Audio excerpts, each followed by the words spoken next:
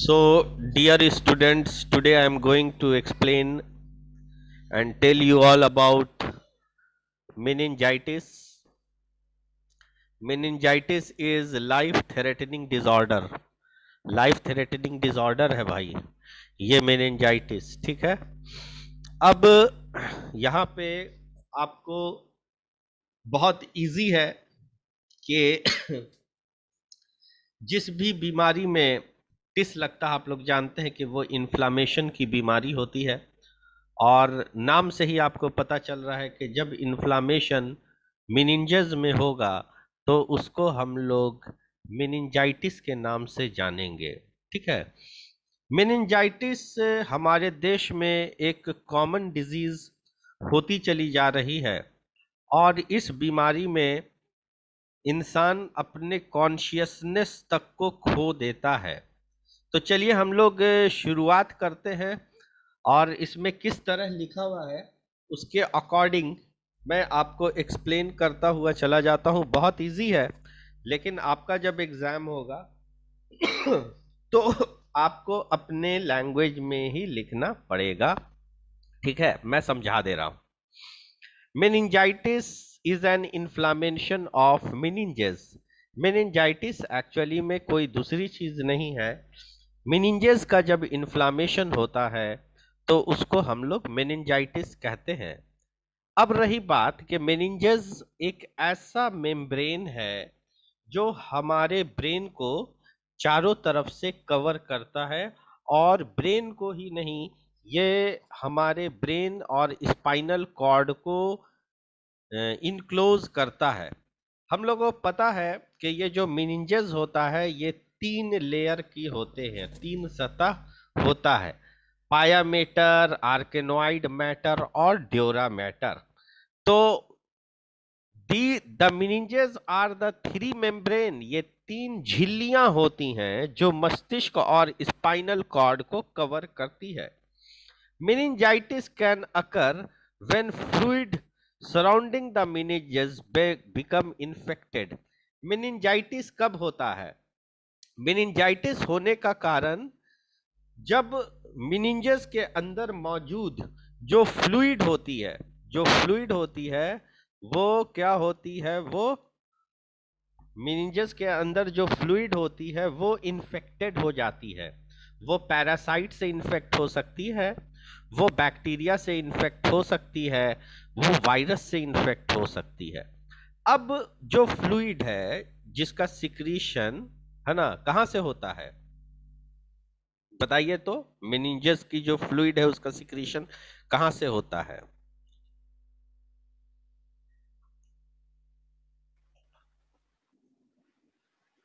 बताइए। नहीं याद आ रहा। कोरोनॉइड प्लेक्सस से होता है ना। तो ये यस। जो सिक्रीशन है, उस सिक्रीशन में जब इन्फेक्शन लग जाता है किसी तरह का, बैक्टीरिया का या वायरस का, किसी भी चीज का या पैरासाइट का, तो वो क्या करेंगे कि मिनिंजेस मिनिंजेस में इन्फेक्शन लगाएंगे और मिनिंजेस की जो मेम्ब्रेन जो है उसमें सूजन आना स्टार्ट करेगा और इन्फ्लामेटरी कंडीशन डेवलप करेगा जिसको हम लोग मेनिंजाइटिस कहते हैं। आप अपने मोबाइल स्क्रीन पर देख रहे हैं, यहाँ पर मेनिंजेस दिया हुआ है।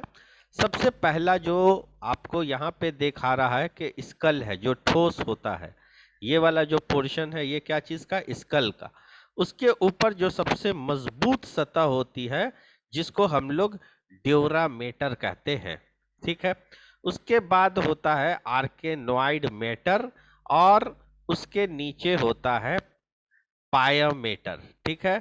लेकिन आर्केनोइड मैटर और पायामेटर के बीच में ये जो ग्रे कलर का हिस्सा दिखा रहा है ये वो स्पेस है जिसको हम लोग सब आर्केनोइड स्पेस कहते हैं। एंड सब आर्केनोइड स्पेस इज फिल्ड विथ, है ना, cerebro spinal fluid CSF, and when CSF get infected by bacteria, virus or parasite, then obviously infection uh, membrane will also get infected, and its inflammation took place and such condition is said as meningitis। कितना easy है ना। चलिए, meningitis का जो most common cause जो meningitis का होता है वो या तो वायरल होता है या बैक्टीरियल इन्फेक्शन के वजह से होता है, ठीक है। और कुछ अदर कॉज भी होता है, लेकिन यहाँ पर जो सबसे कॉमन कॉज है वो बैक्टीरियल है और वायरल है, ठीक है। अब चूंकि बैक्टीरियल इन्फेक्शन होगा तो उसका भी सिम्टम, और वायरल इन्फेक्शन होगा तो उसका भी सिम्टम मिला जुला के मिलता जुलता रहेगा, लेकिन कुछ दूसरे भी कॉज हो सकते हैं जिसके वजह से मेनिंजाइटिस होती है। दूसरा कॉज क्या है कि कैंसर का एडवर्स इफेक्ट, किसी को अगर कैंसर हो जाता है तो उसकी वजह से मेनिंजाइटिस हो सकता है। केमिकल इरिटेशन के वजह से हो सकता है। यहां पर वायरस और बैक्टीरिया दिया हुआ है, फंजाई नहीं दिया हुआ है, तो आप जान लीजिए फंजाई के इन्फेक्शन की वजह से भी हो सकता। और ड्रग की एलर्जी, कोई ड्रग का सेवन हो रहा है जिसका एडवर्स इफेक्ट की वजह से जो ब्रेन के मेम्ब्रेन है, जिसको मेनिंजेस कहते हैं, वो उसमें सूजन आ जाए तो वो भी एक कारण बन सकता है। तो आप एग्जाम में क्या लिखेंगे कि meningitis is actually inflammation of the meninges and it occur when cerebrospinal fluid get infected by bacteria and or virus. Most common cause of meningitis is either bacteria or virus, but there are some other causes of meningitis also. Once you detect that patient is suffering from meningitis, then you have to rule out what is the uh, exact cause of meningitis. There are several other cause of meningitis such as cancer. If a patient is suffering from cancer and he is taking chemotherapy, in such condition he may suffer from meningitis. Sometime due to some chemical irritation, patient may suffer from meningitis, and another one is allergy due to certain type of drug. Patient may suffer from meningitis, but there is one more infection which may cause meningitis, है ना, beside viral and bacterial infection, that is fungi. Fungi के infection के कारण भी ये meningitis जैसी चीज हो सकती है, ठीक है। कोई दिक्कत यहां तक? No sir. ठीक है। अब आते हैं कुछ वायरस और बैक्टीरिया से जो मेनिंजाइटिस होता है वो एक बंदे से दूसरे बंदे में फैलने वाला होता है, जिसको हम लोग कॉन्टेजियस कहते हैं। तो ऐसा हो सकता है कि कोई व्यक्ति अगर कोई खास वायरस से या बैक्टीरिया के इन्फेक्शन से सफर कर रहा है, पीड़ित है, तो उस कंडीशन में उसका रोग दूसरे व्यक्ति को हो सकता है, ठीक उसी तरह जैसा आप ट्यूबरक्लोसिस के बारे में जानते हैं। यह भी कॉन्टेजियस बीमारी है मेनिंजाइटिस। तो इसका ट्रांसमिशन कैसे होगा? कोई अगर खांसता है या स्नीजिंग की वजह से या किसी से क्लोज कांटेक्ट बनाता है, तो उस कंडीशन में उसके शरीर का वायरस या बैक्टीरिया एक हेल्दी पर्सन के अंदर चला जाएगा, उसके सर्कुलेशन में मिलेगा और फिर ब्लड ब्रेन बैरियर को क्रॉस करता हुआ वो वायरस या बैक्टीरिया जो है इन्फेक्ट कर देगा, है ना, क्या चीज को? तो मेनिंजेस को। लेकिन एक्चुअली में क्या होता है कि ये एक टफ्ट ऑफ कैपिलरी होती है जहां पर CSF का फ्लूइड का निर्माण होता है, तो वहां से जो CSF बनेंगे वो खुद इन्फेक्टेड होंगे, क्योंकि वो ब्लड में बैक्टीरिया या वायरस मिला रहता है। तो उस कंडीशन में जो CSF होगा और वो इन्फेक्टेड होगा तो वो बंदे को मेनिंजाइटिस हो सकती है। यानी कि ये बीमारी कॉन्टेजियस है, एक बंदे से दूसरे बंदे में फैल सकती है, ठीक है। अब हम लोग सिम्टम की बात करेंगे। हर डिजीज का अपना एक खास सिम्टम होता है, ठीक है, जिसके बिना पर हम ये तय करते हैं या ये समझते हैं कि ये कौन सी बीमारी है, कौन सा रोग है। दिक्कत वहां पे आती है जहां पर कुछ सिम्टम आपस में मिलते जुलते हैं, ठीक है, लेकिन यहाँ पर आप इजिली पता कर लेंगे कि ये जो सिम्टम है ये मेनिंजाइटिस का ही सिम्टम है, ठीक है। सिम्टम चाहे वायरल हो, चाहे सिम्टम बैक्टीरिया से होने वाला हो, है ना, यानी कि चाहे ये मेनिंजाइटिस का रोग बैक्टीरिया से हुआ हो या वायरस से हुआ हो, है ना, उसका जो सिम्टम होगा वो काफी सिमिलर होगा, सिमिलर सिम्टम होगा, ठीक है। अब रही बात कि ठीक है, हम सिम्टम से ये नतीजे पे पहुंच सकते हैं कि patient is suffering from meningitis, लेकिन हमको कंफर्मेशन कराने के लिए कुछ इन्वेस्टिगेशन की जरूरत पड़ती है, कुछ पैथोलॉजिकल इन्वेस्टिगेशन की जरूरत पड़ती है, जिससे ये तय हो पाता है कि वेदर इट इज बैक्टीरियल और वायरल मेनिंजाइटिस, ठीक है। जबकि बैक्टीरियल मेनिंजाइटिस के जो सिम्टम को देखा जाए तो वो बैक्टीरियल मेनिंजाइटिस के सिम्टम जो है ज्यादा ही सीवियर होते हैं, पेशेंट ज्यादा पीड़ा महसूस करेगा अगर बैक्टीरियल इन्फेक्शन से मेनिंजाइटिस होती है तो, ठीक है। सिम्टम व्यक्ति से व्यक्ति पर बदलता जाता है, ठीक है, और ये पेशेंट के ऊपर डिपेंड करता है कि वो किस एज ग्रुप के हैं, तो उसके उम्र के अनुसार जो है सिम्टम हमें देखने को मिलता है। एनी हाउ हम लोग फिर भी ये सारे सिम्टम ऐसे होते हैं कि आसानी से निष्कर्ष कर सकते हैं कि वो व्यक्ति को मेनिंजाइटिस का रोग है, ठीक। अब आते हैं वायरल मेनिंजाइटिस सिम्टम। वायरस से होने वाली अगर मेनिंजाइटिस होती है तो उसमें क्या क्या देखने को मिलेगा, और ये वायरल मेनिंजाइटिस किसमें हो सकता है, तो ये शिशु में हो सकता है, बच्चे में हो सकता है, बड़े में भी होता है, ठीक है, अडल्ट में भी होता है, मेरे में भी हो सकता है, लेकिन यहाँ पर अभी जो बात हो रही है इन्फेंट की बात हो रही है।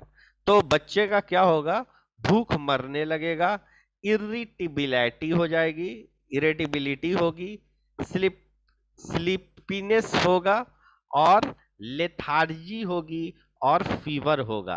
तो ये सिम्टम को आप ध्यान रखेंगे, ये सारे सिम्टम जो हैं इन्फेंट के लिए मुख्य रूप से दिए हुए हैं, ठीक है। अब आते हैं अडल्ट में, अगर यही वायरल इन्फेक्शन होता है तो उसके में सिम्टम बहुत सारा चीज कॉमन होगा, जैसे कि बच्चे में फीवर आप देख रहे थे, आप यहाँ पर भी फीवर देख रहे हैं, ठीक है, और क्या देख रहे हैं आप, यहाँ पर और भी चीज देख रहे हैं, जैसे माथा में दर्द होना, स्टिफ स्टिफ नेक, सीजर्स, ठीक है, sensitivity to bring to bright light, उजली रोशनी से आंख ज्यादा चुंधिया जाएगी, स्लीप स्लीपीनेस जो बच्चे में भी था, लेथार्जी यानी कि नाम सुस्ती हो जाएगा, ठीक है, देखिए तो लेथार्जी बच्चा में था कि नहीं था, तो बच्चे में भी लेथार्जी था, ठीक है। यहाँ पर एक अडल्ट में है नौजिया, उल्टी जैसा लगना, और उल्टी का होना, वॉमिटिंग का होना, और भूख मर जाना, ये बच्चे में भी था, ठीक है। और क्या है, अब आते हैं, अब किसी व्यक्ति को वायरल मेनिंजाइटिस है तो आप आसानी से इस चीज के बारे में आंकलन कर सकते हैं। You can easily able to assess if if an adult is suffering from meningitis, how you will able to identify whether patient is suffering from meningitis or not. First of all you have to check all the symptoms, ठीक है, which are mentioned over here, but beside this symptom you have to do clinical checkup. A clinical checkup में what you will find, you will find stiffness of the neck, neck का कड़ापन हो जाएगा, जो patient का जो गर्दन है इतना लचीला नहीं रहेगा, वो टफ हो जाएगा, वो उसको अगर आप मोड़ना चाहेंगे तो वो मुड़ेगा नहीं, वो कैसा रहेगा, हार्ड रहेगा। तो ये जो चीज है ना, ये क्लिनिकल प्रैक्टिस में बड़ा काम आ जाता है, क्लिनिकली इसको चेक करने में, कंफर्मेशन करने में बड़ा हेल्पफुल और सहायक साबित होता है। ठीक है, चलिए अब आगे आते हैं। आप अपना माइक्रोफोन ऑन करके आप लोग सवाल कुछ करना चाहेंगे तो कर सकते हैं। अब आते हैं बैक्टीरियल मेनिंजाइटिस के कुछ सिम्टम्स पे। तो बैक्टीरियल मेनिंजाइटिस का सिम्टम जो है वो सडनली एक बैक हो जाता है, और इसमें मेंटल स्टेटस जो है गड़बड़ाएगा। मेंटल स्टेटस का मतलब वो भूलने भी लग सकता है, वो अनकॉन्शियस हो सकता है। अगर वो व्यक्ति को अपना पुत्र है तो अपने पुत्र को पहचानने से इनकार कर देगा, है ना, अपने घर को नहीं पहचान पाएगा, उसके सामने कौन खड़ा हुआ है उसको आइडेंटिफाई नहीं कर पाएगा। तो ऐसा भी हो सकता है जिसमें लॉस ऑफ कॉन्शियसनेस शब्द का इस्तेमाल किया जाए तो ज़्यादा बेहतर है, लेकिन यहाँ पर अल्टर्ड मेंटल स्टेटस में वो कुछ अलग अलग सारी हैबिट आपको करेगा, उसमें बोलेगा कुछ, निकलेगा मुंह से कुछ कुछ, जैसे कि उसको पीना होगा कॉफी तो वो बोल देगा फॉकी, है ना, या बोल देगा हॉकी। तो इस तरह का चीज आपको देखने को मिल सकता है। दूसरा, पेशेंट में जो सिम्टम होंगे वो नॉजिया, वोमिटिंग, लाइट से सेंसिटिविटी, इरेटिबिलिटी, हेडेक, फीवर, जैसा कि ऊपर में मेंशन किया गया था वो सारी चीज। लेकिन यहाँ पर जो सबसे मार्केबल चीज होगा ना, आपको एक तो स्टिफ नेक होगा जिसके बेसिस पे हम आइडेंटिफाई कर सकते हैं, और दूसरी चीज की अल्टर्ड मेंटल स्टेटस, ठीक है, सेंसिटिविटी टू लाइट, ये सारी चीज। और बाकी जो सिम्टम है, ये सारे सिम्टम्स जो हैं ये दूसरे रोग में भी हो सकते हैं, ये दूसरे रोग में भी हो सकते हैं। लेकिन ये जो तीन मुख्य जिसको मैंने राउंड कर दिया है, उसके आधार पर आप क्लोज आ जाएंगे, आप करीब आ जाएंगे, आप समझ जाएंगे कि हाँ ये जो है मेनिंजाइटिस का ही चक्कर लग रहा है। अब किसी किसी पेशेंट में, हर पेशेंट में नहीं, लेकिन हर किसी किसी पेशेंट में स्किन जो है पर्पल कलर की हो जाती है, ठीक है। और ऐसा तब होता है जब इन्फेक्शन ज्यादा बढ़ता है, सीवियर होता है, तो इस पर्पल स्किन हो जाएगी और रिजेंबल करेगा, ये क्या लिखा हुआ है, ब्रूसियस, ठीक है। ब्रेसिस का मतलब होता है चोट लगने के कारण त्वचा पर नीला भूरा निशान उभरना, तो उस तरह का भी आपको देखने को मिलेगा उसके चमड़े पर, ठीक है।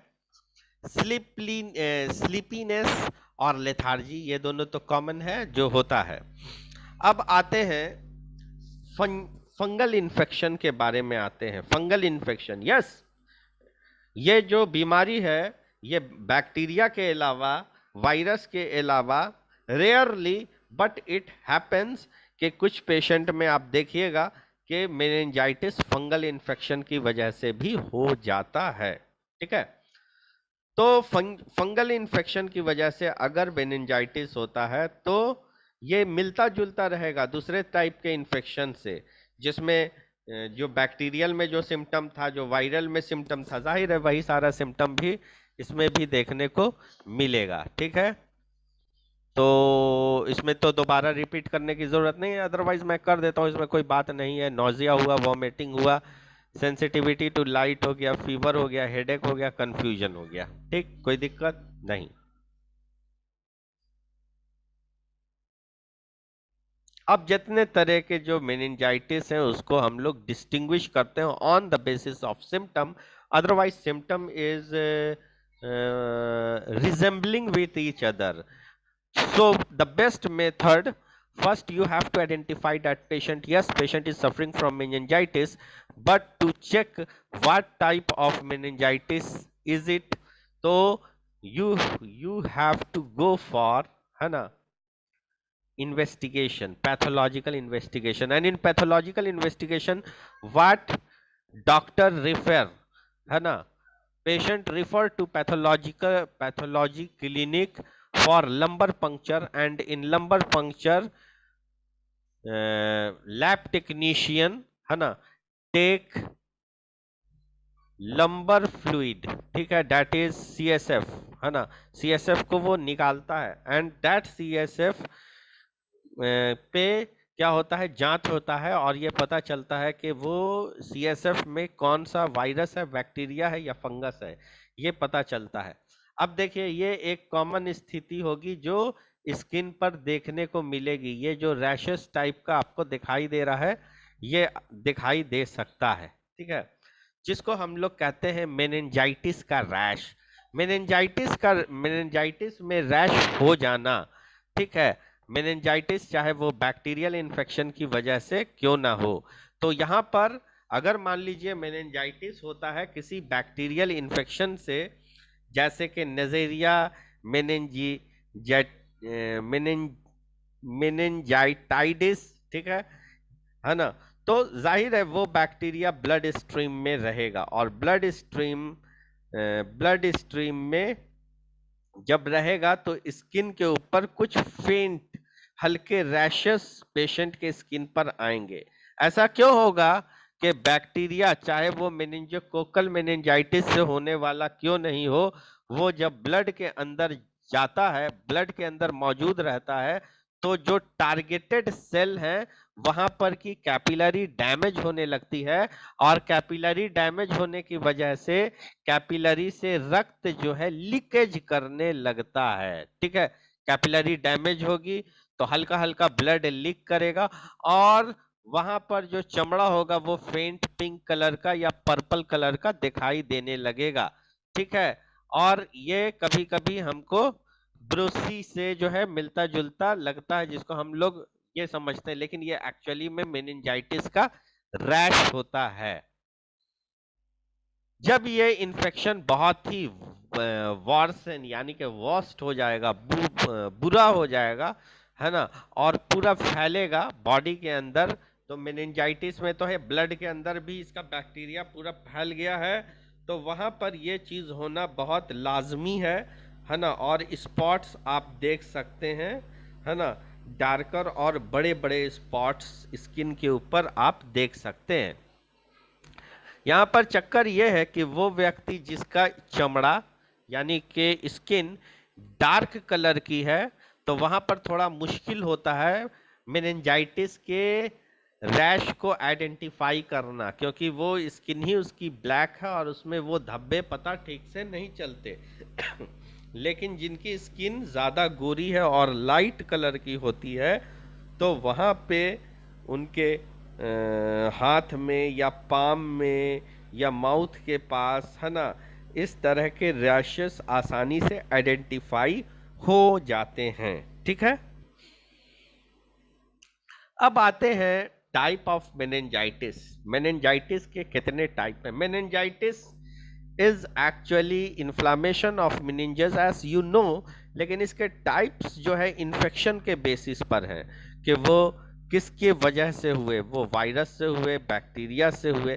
तो वायरस और बैक्टीरिया से होने वाला दो कॉमन मेनिंजाइटिस है, ठीक है, और उसके अलावा अलग अलग तरह का भी मेनिंजाइटिस है, जिसमें आपने फंगल के बारे में भी जाना, और कुछ दूसरे कारण अदर रीजन भी है जो मेनिंजाइटिस को कॉज कर देता है, ठीक है। तो ऐसा होता है जैसे कैंसर की वजह से हो जाए, या केमिकल के इरिटेशन की वजह से हो जाए, या किसी को कीमोथेरेपी चल रही है उसकी वजह से हो जाए, तो बहुत सारा होता है। लेकिन यहाँ पर जो मुख्य है वो बैक्टीरियल और वायरल है, जैसा कि मैंने शुरू में भी बताया था। तो चलिए सबसे पहले हम लोग वायरल मेनिंजाइटिस के बारे में जानेंगे। और वायरल मेनिंजाइटिस में आपको सिंपली लिखना है कि viral meningitis is such type of meningitis in patient in which the meninges get infected and inflamed by viral infection, ठीक है, and in such condition you have to write the name of virus also, but because there are several type of responsible virus which cause meningitis। बहुत सारे responsible virus है जिनके कारण meningitis होता है। तो कम से कम 2 ठो का तो नाम एग्जाम में लिखने के लिए आपको याद रखना ही पड़ेगा, ठीक है। वायरल मेनिंजाइटिस जो है एक तरह से कॉमन मेनिंजाइटिस है। वायरस जो है जिसको हम लोग इंट्रो वायरस के कैटेगरी में कहते हैं, वो लगभग 85% केसेस के कारण बनाते हैं। और ये अधिकतर इनका जो है समय होता है समर के फॉल के टाइम, है ना। और इसमें कुछ इंक्लूड किया हुआ है, आपको याद रखना है। COX sac Coxsackie virus A, Coxsackie virus B और इको वायरस। नाम याद रहेगा, ये 3 ठो वायरस का आप नाम जरूर मेंशन करेंगे। Virus in the enterovirus category cause about 10 to 15 million infection. इसके वजह से 10 से 15 मिलियन इन्फेक्शन प्रति ईयर होता है, ठीक है। लेकिन but only a small percent of people who get infected will develop meningitis। लेकिन ये सारे वायरस से जब इन्फेक्टेड होते हैं तो गारंटी नहीं है कि मेनिंजाइटिस हो ही जाएगी। वो इन्फेक्शन लग गया, ठीक है, लेकिन उसमें कुछ ही परसेंट लोग जो अनलकी होते हैं वो वायरस इन्फेक्शन पैदा कर देता है ब्रेन के मेम्ब्रेन पर, यानी कि मेनिंजेस पे, और मेनिंजाइटिस कॉज कर देते हैं, ठीक है। कुछ अदर वायरस भी हैं मेनिंजाइटिस के जिसका भी नाम आप याद रखिएगा। जैसे इन्फ्लुएंजा का वायरस से भी मेनिंजाइटिस हो सकता है, वेस्ट नीली वायरस है, मम्स का वायरस है जिससे यहाँ पे मम्स हो जाता है ना, ठीक है, और HIV का वायरस और मिजल्स का वायरस। तो ये सारे वायरसेस भी मेनिंजाइटिस को भी करा सकते हैं, इनके कारण भी मेनिंजाइटिस हो सकता है। तो आपने क्या जाना कि there are several type of viruses which may cause meningitis if it infect the meninges of the patient, ठीक है। चलिए अब आगे आते हैं, हम लोग आगे आते हैं। अब देखिए यहां पर आपको जो मुख्य याद रखना है, आपको ये वाला वायरस, ये और इको वायरस, है ना। COX सैकी virus A, COX सैकी virus B और इको वायरस, ये 3 याद रखना है। अदरवाइज दूसरे रोग को पैदा करने वाला वायरस की वजह से मेनिंजाइटिस हो सकता है, जैसे जिसमें मेजल्स, मम्स, HIV ये शामिल है। और आ जाइए और आगे आते हैं तो हार्पिस का वायरस, है ना, फिर कॉल्टी वायरस, ये सारे वायरस के कारण भी मेनिंजाइटिस हो सकता है, ठीक है, ठीक है। अब ये जो मेनिंजाइटिस होता है वायरस की वजह से, तो हर तरह के वायरल इन्फेक्शन में ट्रीटमेंट की आवश्यकता नहीं होती। वो अभी हम क्लास ले रहे हैं, क्लास लेके फोन करते हैं, ठीक है। तो यहाँ पर जो बैक्टीरियल मेनिंजाइटिस, ये जो बैक्टीरिया से होता है इसको हम लोग बैक्टीरियल मेनिंजाइटिस, हाँ। तो हम बता रहे थे वायरस के बारे में, फोन आ जाता है तो आदमी भूल जाता है। तो वायरल इन्फेक्शन की वजह से जो मेनिंजाइटिस होती है वो ज्यादा जानलेवा भी होती है, लाइफ थ्रेटनिंग होती है, बहुत लोगों की मृत्यु हो जाती है वायरल मेनिंजाइटिस से, ट्रीटमेंट नहीं होने से। और बहुत सारे पेशेंट में क्या होता है कि ये बीमारी खुद ब खुद रिजॉल्व कर जाती है कोई दवा खाए बगैर, इसलिए कि देखिए वायरस जो है अपना साइकिल पूरा करके खत्म हो जाता है। लेकिन बहुत सारे वायरसेस ऐसे हैं जिसमें वायरल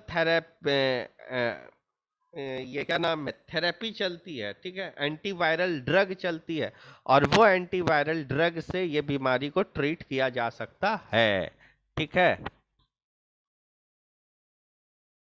अब आते हैं बैक्टीरियल मेनिंजाइटिस में। बैक्टीरियल मेनिंजाइटिस में कुछ सर्टन टाइप के बैक्टीरिया हैं जो जानलेवा साबित होते हैं अगर अनट्रीटेड रहे, है ना, यानी कि उसका ट्रीटमेंट नहीं किया जाए तो जानलेवा साबित हो जाएंगे, पेशेंट की मृत्यु हो जाएगी।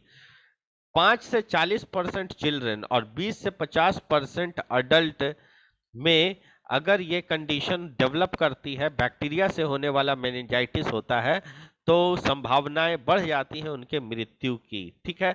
और उसके मृत्यु दर को हम लोग यहाँ पर ब्लू कलर से मेंशन किया गया है आपको परसेंटेज के रूप में। This is true even proper treatment is needed. तो यहाँ पर जो है प्रॉपर ट्रीटमेंट की आवश्यकता पड़ती है।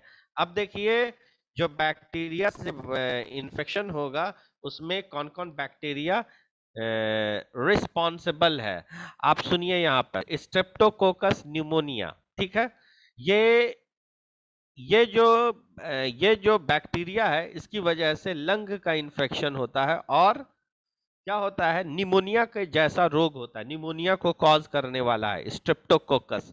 लेकिन यही रिस्पिरेटरी ट्रैक्ट वाला, ठीक है, या साइनस में या नेजल कैविटीज से ये फिर फर्दर न्यूमोकोकल मेनिंजाइटिस का जन्म भी दे सकता है और इनके कारण जो है मेनिंजाइटिस हो सकता है।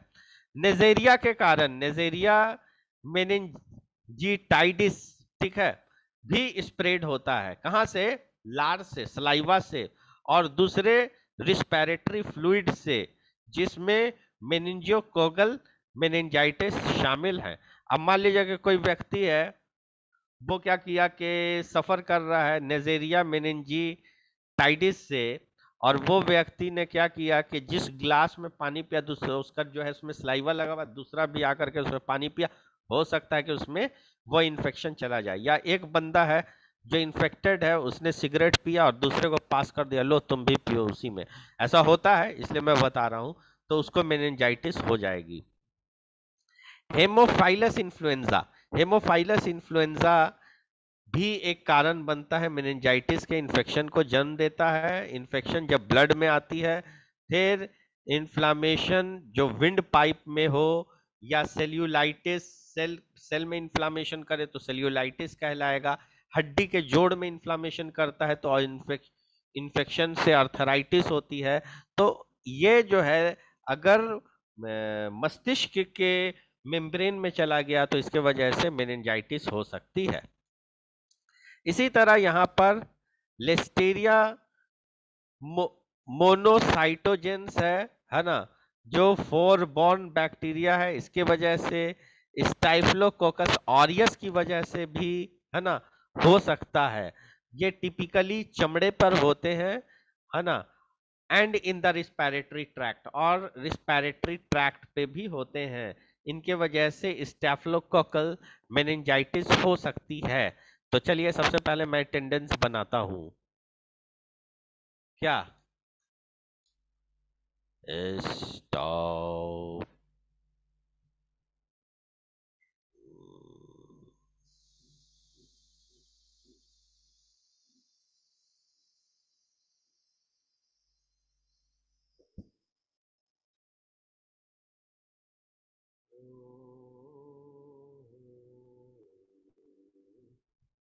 पहले अब मैं इस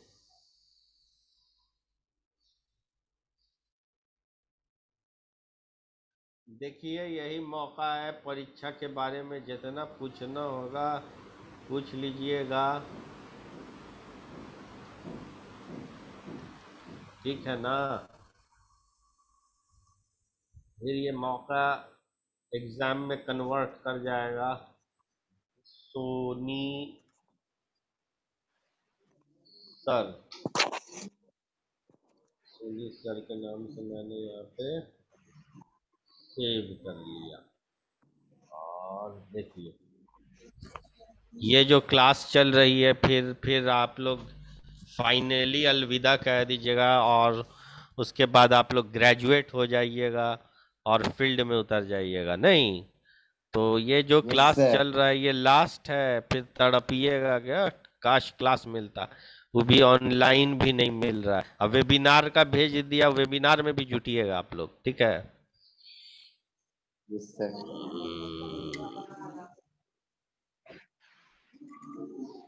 Net is quite slow. Screen is white. Yes. Then fungal meningitis. Fungal meningitis जो है रेयर टाइप का मेनिंजाइटिस है। ये इन्फेक्ट कर सकता है पेशेंट के बॉडी में और ये स्प्रेड होता है ब्लड स्ट्रीम से ब्रेन और स्पाइनल कॉर्ड तक चला जाता है। और मोर लाइकली ये जो फंगल मेनिंजाइटिस है उन लोगों में होता है जिनका इम्यून सिस्टम कमजोर हो जाता है, वो पहले से किसी बीमारी से पीड़ित हो, जैसे कि कैंसर और एचआईवी से। ठीक है, एचआईवी में ऐसे ही इम्यून सिस्टम क्या होता है, ध्वस्त हो जाता है। ठीक है ना, तो उस कंडीशन में भी ये बीमारी हो सकती है। Most common funguses related to fungal meningitis include fungal meningitis किस किस से होता है, उसमें एक दो का नाम आपको याद रखना है, लेकिन यहाँ पर दिया हुआ है क्रिप्टोकोकस। ठीक है, फिर बायलाटोमाइसिस, ठीक है, प्लाज्मा। ठीक है, तो ये सारा चीज है, ये सबको आप देख लीजिएगा, ये सब मैं भेज देता हूं। अब आते हैं पैरासाइटिक इन्फेक्शन। पैरासाइटिक इन्फेक्शन की वजह से भी मेनिंजाइटिस हो जाती है। तो there are certain type of parasite which are responsible for causing parasitic meningitis. Now अब हम लोग इस चीज पर आते हैं कि ये बीमारी की डायग्नोसिस कैसे की जाए। तो बीमारी की डायग्नोसिस करने के लिए सिंपली किया जाता है ना कि पेशेंट को एक चेयर पे बैठाल दो। ठीक है, एक स्टूल पे बैठालते हैं। ये रोटेट करने वाली स्टूल देखा होगा हॉस्पिटल्स में रहता है, इस पे ऐसा करके बैठाल दिया जाता है। ठीक है, और ये सस्पेक्टेड पर्सन है तो इसको ऐसा करके बैठाएंगे, ये ऐसा बैठ जाएगा, थोड़ा इसका पैर नीचे तक जाएगा।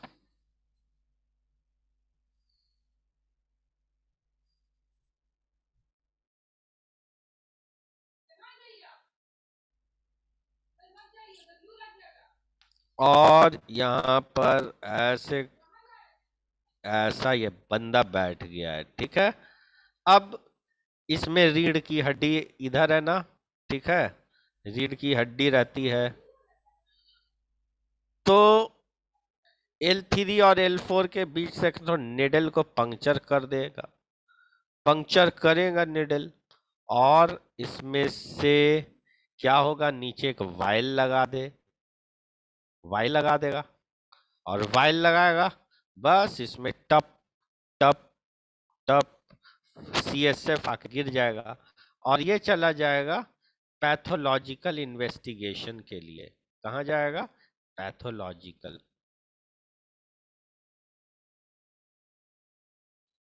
इन्वेस्टिगेशन।